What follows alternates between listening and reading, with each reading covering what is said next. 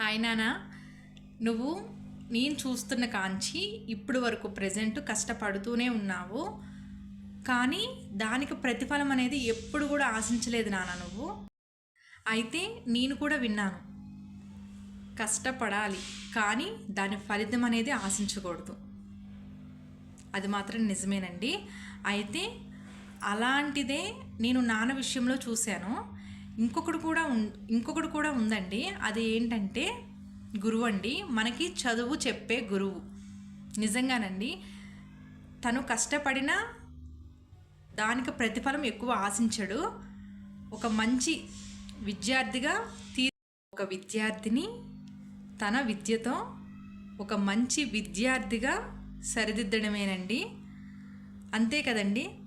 నిజంగానే ఏ పని చేసినా ఎక్కడికి వెళ్ళినా కష్టపడతాము, దానికి తగ్గ ప్రతిఫలం కూడా మనం తీసుకుంటాము. సో నాకైతే అలా అనిపించిందండి. ప్రజెంట్ నాన్నది ఒకటి అనిపించింది, నెక్స్ట్ గురువేనండి. ఇదైతే నా మనసులో నుంచే వచ్చిందండి. ప్రజెంట్ నేను ఇప్పుడు అనుకుంటున్నాను, మీతో అయితే షేర్ చేస్తున్నాను. సో ఇది కరెక్టో కాదో అనేది మాత్రం నాకు తెలియదు, కానీ నా మనసుకైతే అనిపించిందండి. విద్యని నేర్పించడం అనేది అది నిజంగా అది చక్కటి అవకాశమేనండి. ఇంకొకటి ఏంటంటే అలాని ఇంకా వేరేది కూడా నేను అనట్లేదు. ఏ వృత్తి అయినా సరే కష్టపడితేనే దానికి ప్రతిఫలం ఉంటుంది. ఇంకా కొన్ని ఏంటంటే కష్టపడాలి కానీ దానికి ప్రతిఫలం ఆశించకూడదు.